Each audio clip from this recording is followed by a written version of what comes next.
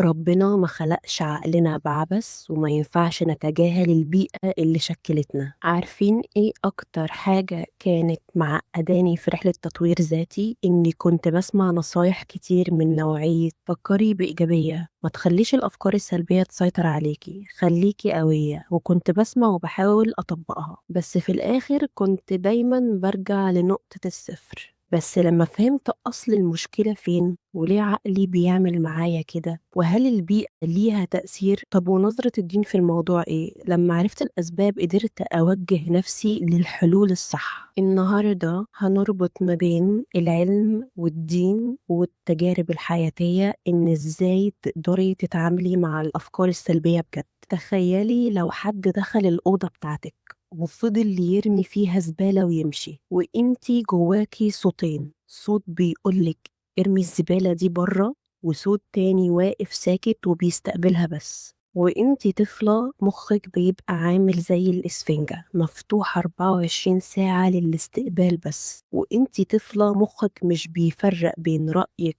في نفسك ورأي أهلك فيكي. وانتي صغيرة ما عندكيش حاجة اسمها العقل الناقد اللي بيتكون بعد سن 7 ل9 سنين، وظيفته إنه يميز ويفلتر المعلومات والكلام اللي بيسمعه، خاصة لو كان الكلام ده سلبي. يعني لو حد قالك انتي فاشلة، هو بيحميكي ويخليكي تردي وتقولي لا، انا مش فاشلة، انا واثقة جدا من نفسي، انا انسانة ناجحة وبعتمد على نفسي. فبالتالي وانتي صغيرة العقل الناقد عندك لسه ما تكونش. تخيلي عقلك ده زي أوضة بالظبط، واهلك وانتي لسه صغيرة عمالين يرموا فيه زبالة، والزبالة دي عبارة عن ضرب من اول غلطة ليكي، زعيق وتعلية صوت على كل كبيرة وصغيرة، ترديد كلام انك انسانة فاشلة ومش جميلة، مقارنة بينك وبين اخواتك، ترديد كلام زي انت غبية، انت ما بتفهميش، انت وحشة، انت فاشلة، انت ليه مش شاطرة زي الاطفال التانية. عقلك وانت صغيرة هيستقبل الكلام ده بدون نقد، بدون ما يحمي نفسه، بدون ما يسأل هي الكلمة دي حقيقة فعلا ولا لأ.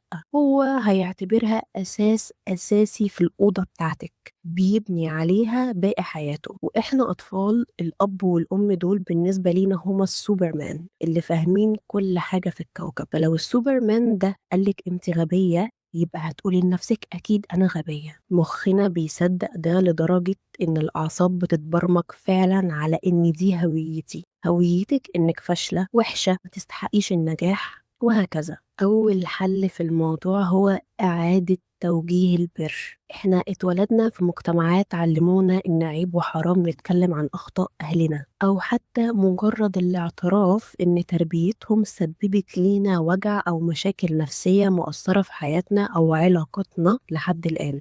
من وإحنا صغيرين اتعلمنا إن أهلنا ما بيغلطوش، فبقينا بننكر مشاعرنا بدل ما نفهمها. ناس كتير عاشت وهي مقتنعة إن المشكلة فيها لمجرد إن محدش سمح لها تشوف إن البيئة نفسها كانت مؤذية، كأن الاعتراف بالألم معناه قلة حب ومش بر والدين، وكده هندخل النار وربنا مش هيكون راضي عننا. مع ان ربنا بعت لنا في القرآن قصص كتير، منها قصة سيدنا يوسف اللي اخواته اللي هم اهله من دمه رموه في البير. ربنا بعت لك رسالة إن الأسرة ممكن يحصل جواها غيرة، ممكن يحصل جواها ظلم وأذى نفسي، ومع ذلك القرآن ما أنكرش الألم. إن الاعتراف بالألم مش معناه كراهية أو عقوق، الاعتراف بالخطأ هو أول خطوة للشفاء.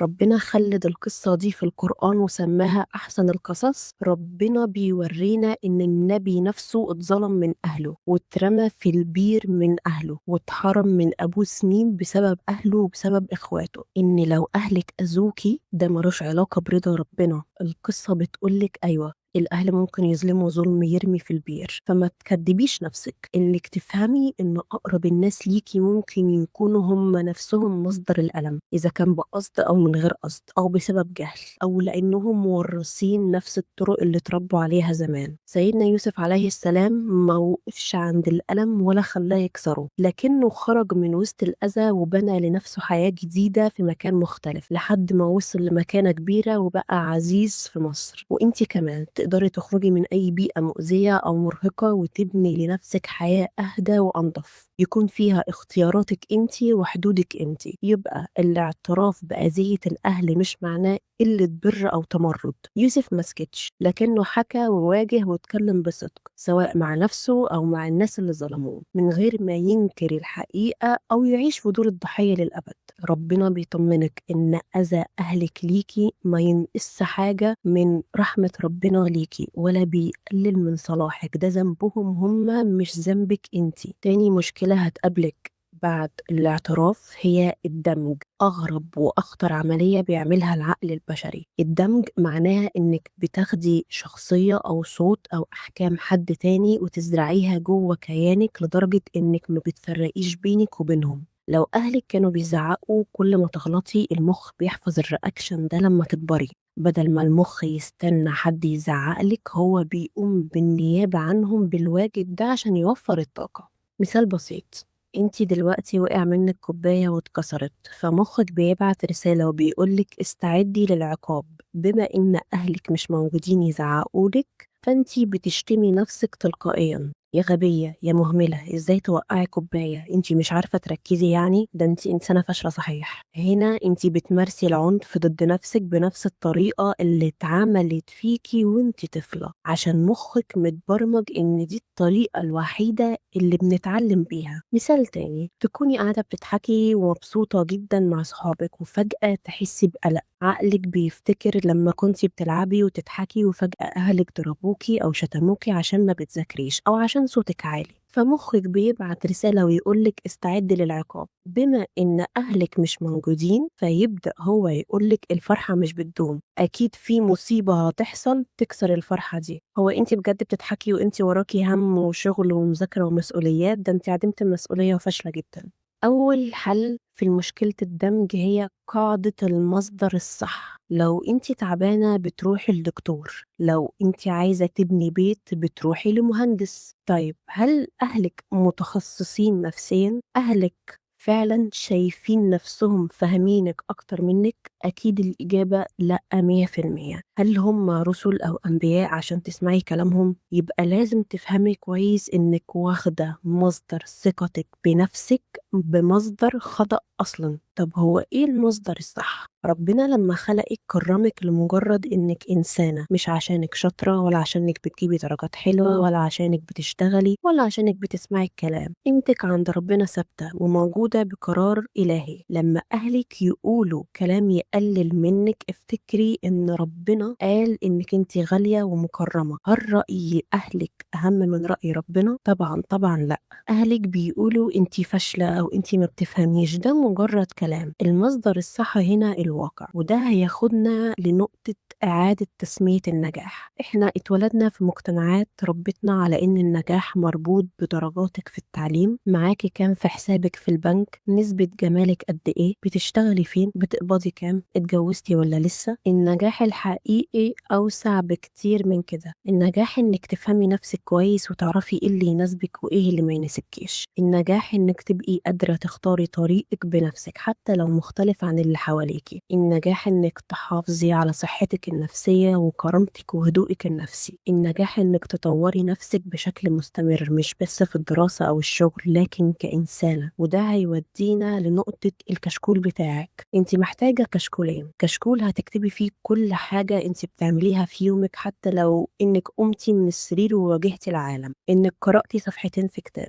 انك لعبتي رياضة لمدة 5 دقايق، انك حركتي جسمك، انك حاولتي النهاردة تكوني انسانة كويسة، انك بتحاولي تفهمي نفسك، انك عادي انك تكوني زعلانة النهاردة. كل دي نجاحات صغيرة خالص، اثبات لعقلك انك مش فاشلة ولا حاجة. عقلك لما بيلاقي دليل بأرقام انك زي الفل اهو بتحاولي، يبقى فين بقى انك فاشله؟ الكشكول التاني ده هو كل حاجه مريتي بيها وعدت في حياتك. افتكري اي موقف كنت خايفه منه، او اي موقف كنت فاكره انك مش هتقدري تتجاوزيه ومع ذلك كملتي وخرجتي منه. اي تجربه فشل، اي تجربه رفض، احباط، لكن بدل ما توقفك علمتك حاجه عن نفسك. تجربه امتحان كنت خايفه منه وعدت، تجربه مقابله شغل كنت خايفه منها وعدت وعادي ما حصلش اي حاجه. الكشكول ده هو الدليل الحقيقي انك مش نفس الشخص اللي كان خايف زمان، انك اتغيرتي ونضجتي وعديتي حاجات كنتِ فاكراها آخر الدنيا وطلعت عادية جدًا، وأنتِ بتحاولي تطبّقي كل الحاجات اللي أنا قُلت عليها ديّة، برضه هتحسّي إن عقلِك بيقاومِك، وده بسبب تأثير اللوزة الدماغية. اللوزة الدماغية هي جزء صغير في المخ مسؤول عن المشاعر، خصوصًا الخوف، التوتر، والردود الفعل السريعة. تخيّلي بقى في كل الظروف اللي اتربينا عليها وإحنا صغيرين، اللوزة دي هيبقى إيه ردة فعلها معاكِ؟ اللوزة مشكلتها إنها بتخزّن المشاعر المرتبطة بالمواقف مش الحقايق. اللوزة ما بتفهمش الزمن، بالنسبة ليها الإهانة أو الضرب أو التربية القاسية اللي حسيتيه وأنتِ عندِك 5 سنين هو اللي ممكن تحسيه وأنتِ عندِك 30 سنة. تحصل لِك غلطة بسيطة جدًا إنِك اتلخبطتِ وأنتِ بتجاوبي قدّام زمايلِك، أو غلطتِ غلطة في الشغل، أو حتى حد بص لِك بصّة مش مريحة، اللوزة بتلتقطها وبتعتبرها كارثة. هي شايفة إن النظرة والغلط قدّام زمايلِك أو إن الكوباية تُقع منِّك ده تهديد لمكانتِك وسط الناس، وبما إنها متبرمجة من الطفولة إن الغلط خطر، فبتقرر إن دي كارثة. اللوزة بتفرز كيميا التوتر، الكيميا دي بتمشي في دمك فجسمك يترجمها فورا لقفشة صدر أو نهجان أو كتمة أو وجع بطن، تحسي إنك مش قادرة تتنفسي أو جسمك بيترعش. هنا بقى يجي دور العقل الناقد اللي بيحاول يحلل. هو بيصحى من النوم يلاقي الجسم في حالة رعب، القلب بيدق، بطنك وجعاكي وجسمك بيترعش، فبيسأل هو أنا ليه مرعوب كده؟ هو في إيه؟ هو مش قادر يستوعب إن دي مجرد كيمياء قديمة من أيام الطفولة. عشان عقلك يهدي نفسه لازم يلاقي سبب للحالة اللي جسمك فيها دي. ما ينفعش يقولك أصل اللوزة هي اللي غلط، لأ، لازم يديكي قصة بتليق بحجم الرعب ده. فتبدأ الأفكار السلبية وجلد الذات يظهر، أنا إنسانة فاشلة، أنا أكيد هسقط، أكيد هما بيبصوا عليا عشان أنا شكلي وحش، هو أنا ليه فاشلة كده، أنا حظي وحش كده. تخيلي الأوضة بتاعتك اللي هو عقلك مليان بكل الزبالة دي. عشان كده وانت كبيرة انت محتاجة ترجعي تنظفي الأوضة من الكراكيب اللي دخلت وانت صغيرة وما كانش عندك عقل ناقد يحميها كويس. عشان كده أول حل هو تسمية الشعور. تخيلي دولة كبيرة هتحارب عشان تنقذ بلدها من الدمار، بس هي مش عارفة حتى اسم العدو بتاعها ايه. هل تتخيلي انها ممكن تكسب؟ ده انتي بالظبط، انتي لازم تسمي الشعور. هو عرف اسم العدو وسماه، وبمجرد ما العدو يبقى له اسم بيفقد نص قوته عليكي. في علم النفس بننصح انك تقولي انا حاسة بالخوف مش أنا خايفة. لما بتقولي أنا خايفة انتي هنا لزقتي التهمة في نفسك، بقيتي انتي والخوف حاجة واحدة، وده بيغذي اللوزة إنها تفضل تديكي أفكار سلبية. أنا حاسة بالخوف يعني الخوف مجرد إحساس مؤقت وبيعدي، مش هو حقيقتك كلها، وده بيساعد إن التوتر يهدى. كمان كل ما توصفي إحساسك بدقة أكتر كل ما مخك يهدى ويتعامل مع الشعور بشكل أهدى. يعني بدل ما تقولي أنا متضايقة، أنا زعلانة، أنا مخنوقة وخلاص، حاولي تسمي الإحساس الحقيقي اللي جواكي، زي أنا حاسة بإحراج من شكلي قدام الناس، أنا حاسة بخوف إني أبان ضعيفة، أنا حاسة بإهانة من الطريقة اللي اتكلموا بيها معايا. تخيلي إن مجرد كلمة بتنطقيها بصدق مع نفسك بتقدر تغير خريطة الكهرباء في دماغك في ثواني. تاني حل هو إنك لازم تصدمي الجهاز العصبي، لازم يكون في علاقة بينك وبين جسمك، ودي من أكتر الحاجات اللي ساعدتني على التخلص من معظم مشاكلي. افهمي جسمك، لأن جسمك طول الوقت بيحاول يوصل ليكي رسائل، بس إحنا غالبا بنتجاهلها لحد ما تتحول لتعب أو ضغط أو توتر. إني بقيت أسمع جسمي، أفهم هل أنا متوترة ولا مرهقة ولا محتاجة أرتاح، طب محتاجة أتكلم، محتاجة أنزل أتمشى،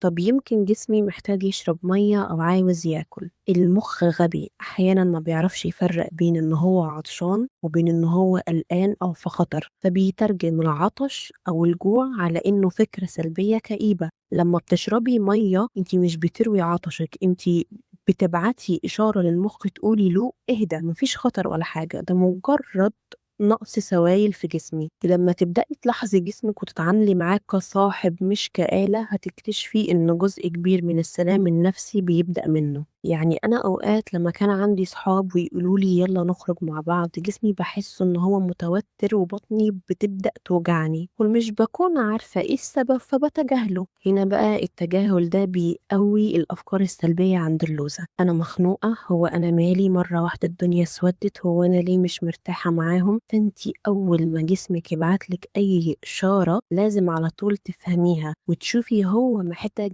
إيه وعاوز إيه بالظبط، بدل ما اللوزة تبدأ هي تشتغل بنفسها. مشكلتنا إن إحنا بنتجاهل أهم حاجة ربنا خلقها فينا، وهي جسمنا اللي هو أمانة لينا عند ربنا. جسمك محتاج حركة، محتاج إنك تتواصلي معاه. أول ما تجيلك أفكار سلبية قومي اشربي مية، اغسلي وشك بمية ساقعة، قومي اتوضي وصلي، روحي الكنيسة، اقرأي قرآن أو إنجيل، أو مثلا التمشية 1000 خطوة لأنها بتساعد على تقليل التوتر وتهدئة الجهاز العصبي. في النهاية عايزة أقولك إنك مش مذنبة في اللي حصلك وإنتي طفلة، بس إنتي المسؤولة عن نفسك وإنتي كبيرة. افتكري دايما إن الأفكار السلبية مش أوامر ولا حقائق، دي مجرد أصوات جوه دماغك. كل ما بتتعاملي معاها بوعي وبهدوء هتلاقي نفسك أقوى إنك انتي تتحكمي فيها بدل ما هي تتحكم فيكي. أهم حاجة إنك تفضلي فاهمة نفسك كويس ومصدقة تجربتك ومكملة رغم كل الضوضاء اللي حواليكي.